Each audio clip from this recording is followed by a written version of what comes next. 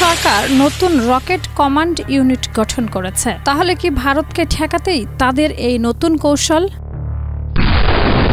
পাকিস্তানের ৭৮তম স্বাধীনতা দিবসের আগে সেনাবাহিনীর নতুন শাখা army rocket force command ARFC গঠনের ঘোষণা দেন দেশটির প্রধানমন্ত্রী শাহবাজ শরীফ। এটি আধুনিক প্রচলিত রকেট বাহিনী হিসেবে কাজ করবে, যা শত্রুকে কার্যকরভাবে আঘাত হানতে সক্ষম হবে এবং পাকিস্তানের সামরিক শক্তি বাড়াবে। ভারতের ক্রমবর্ধমান সামরিক সক্ষমতার প্রেক্ষিতে এই পদক্ষেপ নেওয়া হয়েছে।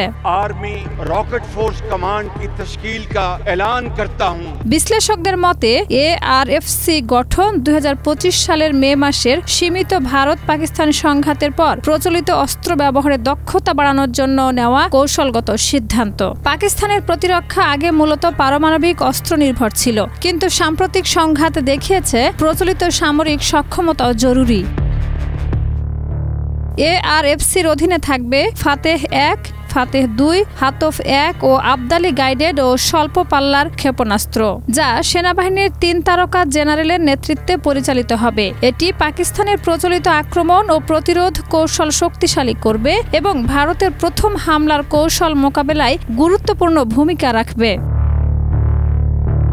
সংক্ষেপে ARFC গঠন পাকিস্তানের প্রচলিত ক্ষেপণাস্ত্র সক্ষমতা বাড়িয়ে কুইড প্রো কো প্লাস কৌশল বাস্তবায়নে সহায়ক হবে, যা পারমাণবিক যুদ্ধ ছাড়াই শক্তিশালী প্রতিরোধ নিশ্চিত করবে।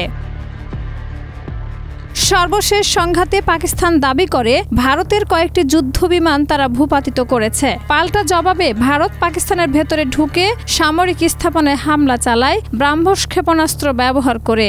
এমন পরিস্থিতি আরও একবার প্রমাণ করেছে পাকিস্তানকে এখন প্রচলিত পারমাণবিক বিহীন সামরিক সক্ষমতা গড়ে তুলতেই হবে, যেটি ARFC গঠনের মাধ্যমে বাস্তবায়ন শুরু হয়েছে। শাহিদা রুবি, মাই টিভি।